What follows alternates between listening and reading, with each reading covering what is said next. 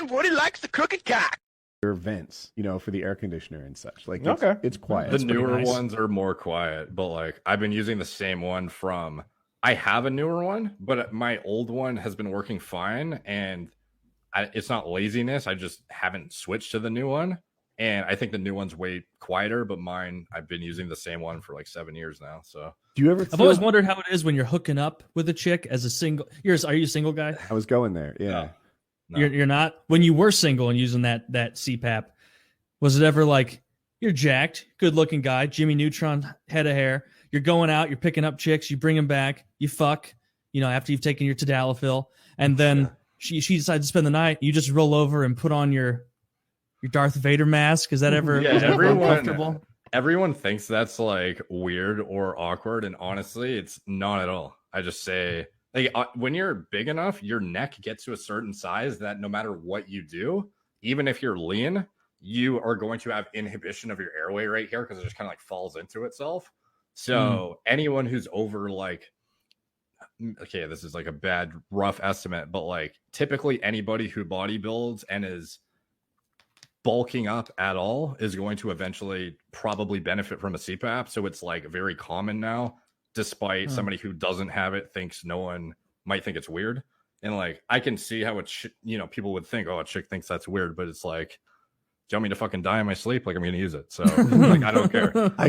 I looked at it through the other lens. Like, so I felt really weird. I still feel weird. Like oh, really? I prefer it in the dark of the night and stuff. Like, okay, I'll tell you what is weird though. I'll tell you what is weird is if you're going to a chick's house and you have the CPAP machine and she automatically assumes, she's like, what's this thing? And you have to somehow skirt around.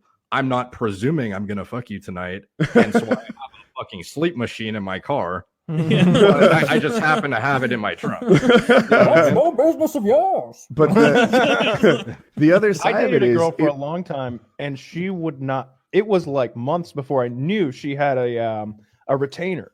I would like finally she felt comfortable enough to like pull, and I was just like, when did this start? She's like, around 16 years old. We're 27. I'm just like, what?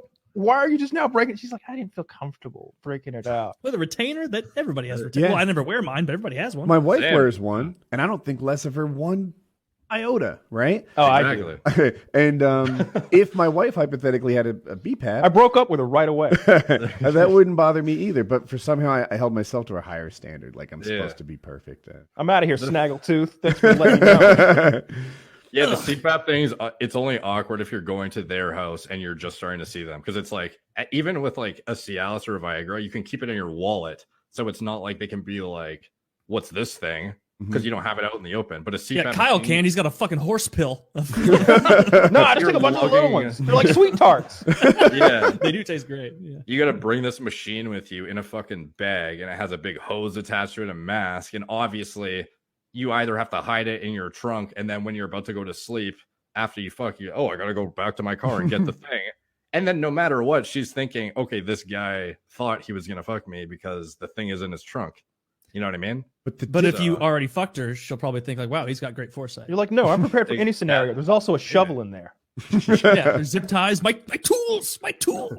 So Derek, a bag of Cialis for my dick in my car too, So the CPAP machine, huge improvement to your whole quality of life, like me. Oh, dude, it's like the more weight I gained, the worse my sleep apnea got, to the point where I was falling asleep in university classes like I would literally be on a full night's sleep, sitting in front of the teacher and just pass out for the entire lecture, wake up when it was done and leave. I couldn't stay awake sitting in one spot. I was for a more than dangerous 5 driver. minutes. Yeah, dude. I one time drove over an island in the middle of the car, like one of those big, section off things that divide oncoming in traffic and whatnot. I just like blew up my tire because I fell asleep at the wheel like a long time ago. Fuck. Yeah, Woody's snoring was outrageous. Like I've shared hotel rooms with him a few times, and it's just like, oh my god! Yeah. Like, is there That was an something wrong with Olympic you? level The answer is snore. yes. That was It's top tier. My dad, I grew up and my dad was always snoring so loudly that I could hear him like through my door, all the way down the hall, through his door, all the way across his bedroom. Like, we're separated by a good distance and multiple walls and doors, and still.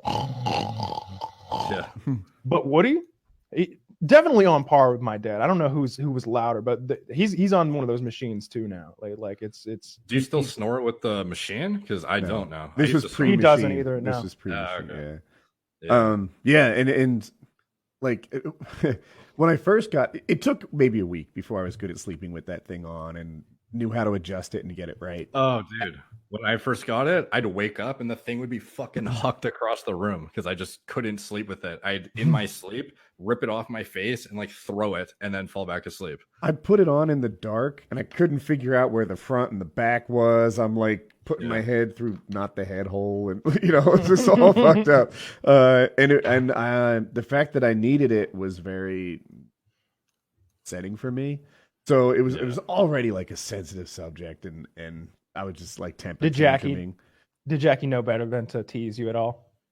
I don't think she's wired like that. No, she's never teased me about anything like that. And when I first got it, I immediately went on like I immediately went on this paramotor trip. So I was in a hotel by myself trying to figure it out the first week. But anyway, then once I got sleeping, I woke up like charged.